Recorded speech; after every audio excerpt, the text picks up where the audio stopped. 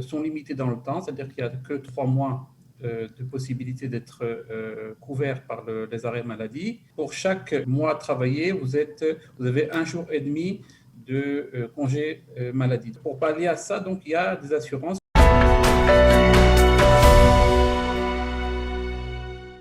On va tout de suite accueillir dans le cadre de Mitsui Srouyot, le département créé par Qualita et la mairie de Jérusalem pour apprendre, connaître, obtenir ses droits. Eh bien, nous allons parler des droits liés à l'assurance et à son patron, à son employeur.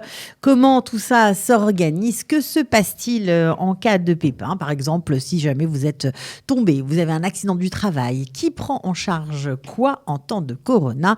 Pour en parler, bien évidemment, nous avons notre amie Ayala Bloom. Bonjour Ayala. Bonjour Cathy, Shavua Tov. Shavua Tov, ravie de te retrouver. Et bien sûr, nous avons notre expert Patrick Benami. Oui. Voilà, Patrick Conseiller Benami. en assurance. Voilà, je crois qu'il est là. Bonjour Patrick. Je suis content de vous retrouver, Cathy, Ayala. Voilà, alors on va parler quand même des sujets un peu qu'on a laissé peut-être un peu de côté. Que se passe-t-il en cas d'accident du travail quand on est peut-être en khalat ou quand on est, on va dire, voilà, employé, alors pas tout à fait à plein temps? Qu'est-ce qui se passe? Est-ce que les règles s'appliquent normalement?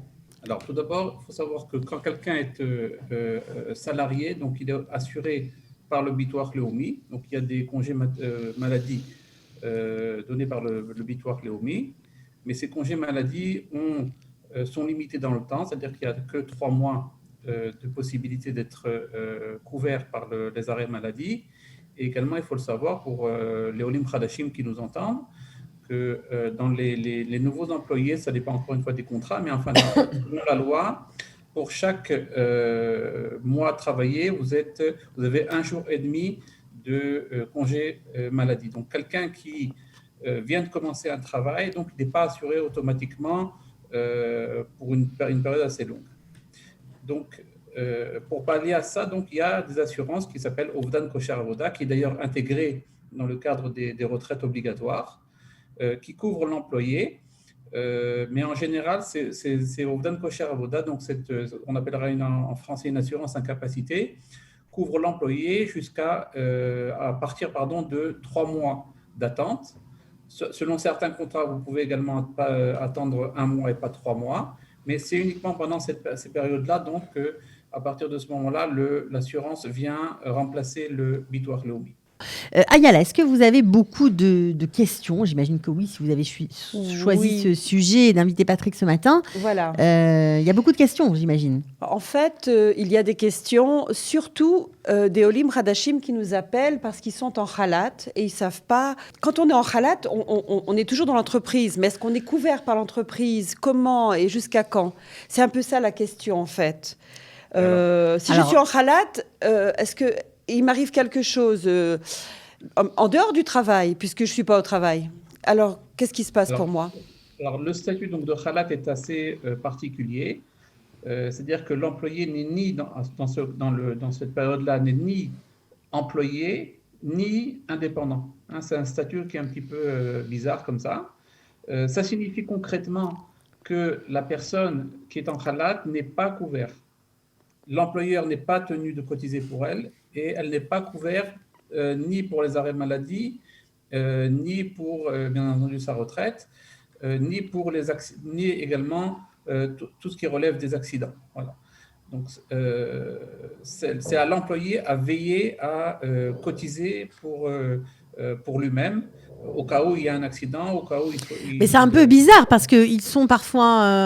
alors, certains continuent malgré tout de travailler de la maison, un peu, malgré tout, malgré le khalat. Ils continuent à donner un service, voilà, parce qu'ils ont une clientèle et que... Où ils sont en khalat, où ils travaillent. S'ils travaillent de la maison, ça veut dire qu'ils travaillent. Donc, ils ne sont pas en khalat. Hein, on parle des gens qui sont véritablement, qui ne travaillent pas du tout. D'accord. Hein, qui sont à la maison, qui ne travaillent pas du tout.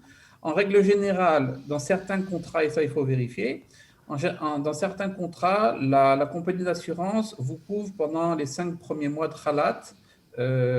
C'est tout simplement déduit de votre retraite. Donc le coût de l'assurance est déduit de votre retraite. Mais au-delà de 5 mois, il n'y a plus d'assurance et donc il faut veiller à être assuré. Donc on résume, s'il nous arrive quelque chose alors qu'on est en khalat, un accident, peu importe quoi, ça doit être couvert par sa propre assurance, par l'assurance de l'employé. L'employeur n'a rien à voir là-dedans. Non. Et ça, je pense que les gens ne le savent pas. Enfin, moi, personnellement, je ne le savais pas.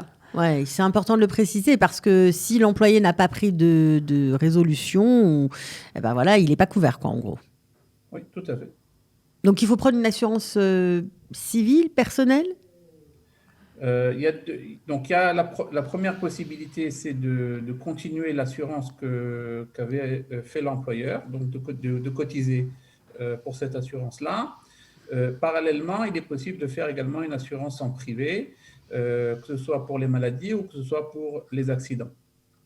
Oui, c'est pareil. Donc, en cas de maladie grave qui survient pendant le khalat, là aussi, il faut être couvert par sa propre assurance. Donc, c'était vraiment important de le préciser. Un autre point qui est important à préciser, pour les personnes qui n'ont pas travaillé pendant très longtemps et qui ont un accident ou qui ont une maladie, le Ovdan Kosher Avoda prend en charge jusqu'à 75% du salaire, mais sur quelle base on se base ? Sur l'année qui a précédé, ou les 12 derniers mois qui a précédé. Donc, ça veut dire quoi ? Ça veut dire qu'aujourd'hui, on est aujourd'hui après 1 an de Corona, et beaucoup de personnes n'ont pas travaillé pendant 1 an. Ça veut dire que l'assurance ne les couvre pas, en fait. Parce qu'on se base sur les 12 rentrées qu'il y a eu, c'est donc les 12 derniers mois, donc les salaires qui ont été versés ou pas versés. Donc là, il n'y a pas eu de versement. Donc, c'est un peu délicat. Et donc, il est très fortement recommandé d'acquérir des assurances privées en cas d'accident ou en cas de maladie grave qui ne prennent pas en compte le fait que vous ayez travaillé ou pas précédemment. Alors, qu'est-ce qui se passe à présent si l'employeur ne cotise pas pour la retraite du salarié ? Ça arrive, on sait que c'est obligatoire, mais parfois, ce n'est pas fait. Qu'est-ce qui se passe pour l'employé qui a un problème de santé, un accident du travail ? Qu'est-ce qui se passe ? Alors, la loi prévoit que au cas où il y a un défaut de paiement de la part de l'employeur, l'employé est encore couvert pendant 12 mois, malgré tout. Ah, ça, c'est intéressant et c'est important de le dire. Et c'est la raison pour laquelle, s'il y a un défaut de paiement, vous recevez, en général, l'employé et l'employeur reçoivent des lettres de relance, parce que tout simplement, la compagnie d'assurance se doit de couvrir l'employé. Elle peut même, si vous voulez, même prendre ce qu'on appelle se mettre à la place de l'employé, et la compagnie d'assurance peut attaquer en justice l'employeur. Donc, ça peut aller quand même assez loin. Oui. D'accord. Ayala, est-ce qu'il y a d'autres sujets qui ont été abordés par les gens qui vous contactent ? Et surtout, comment on fait d'abord pour vous contacter et pour poser les questions ? Parce qu'en fait, tous les domaines sont couverts par Mitzvah Souriot, par votre département. Oui, et alors pour nous contacter, nous sommes là dans les bureaux de Kalita toute la semaine, du dimanche au jeudi, du dimanche matin au jeudi, certains jours toute la journée. Il y a une permanence et le numéro de téléphone c'est le 02 590 60 82 ou bien par mail ayalab@kalita.org.il. Vraiment, pour toutes les questions, nous avons, comme Patrick Benami qui est avec nous aujourd'hui, des personnes qui nous répondent gracieusement, qui nous renseignent. Des professionnels, des professionnels. Comme des gens Patrick, qui sont du métier, qui savent exactement nous répondre, parce que nous, on ne connaît pas toutes les lois, réponses, bien sûr. mais ce qu'on sait faire, c'est vous rediriger vers la bonne personne. Et ça, c'est très important. Je rajouterai également, par rapport à ce qu'a dit Ayala, qu'en cas où vous devez faire fonctionner votre assurance, que ce soit une assurance maladie grave, accident de Ovdan Kosher Avoda ou accident, surtout ne pas faire ça seul. Parce que il y a pas mal de lois à savoir et de formulaires à remplir, surtout quand on est au Oleh Hadash, on n'est pas à même de les remplir. Et également, ce que moi je recommande également, c'est d'avant de se tourner vers un avocat, d'abord d'essayer de voir si vous pouvez avoir donc vos droits, récupérer vos droits à l'amiable auprès de la compagnie d'assurance. Parce qu'à partir du moment où vous faites intervenir un avocat, la compagnie d'assurance va à ce moment-là faire blocage. Elle va vous dire, nous, étant donné que vous avez un avocat, donc à ce moment-là, nous, on ne délivre plus aucune information. Donc, il vaut mieux se mettre d'accord à l'amiable. C'est pas toujours évident. Prendre peut-être un conseil, quelqu'un Un avocat viendra en deuxième recours s'il n'y a pas vraiment le choix, s'il faut une confrontation avec la compagnie d'assurance. À ce moment-là, on prendra un avocat. Mais moi, je recommande dans un premier temps de vous tourner vers votre courtier pour essayer de régler ça. Voilà.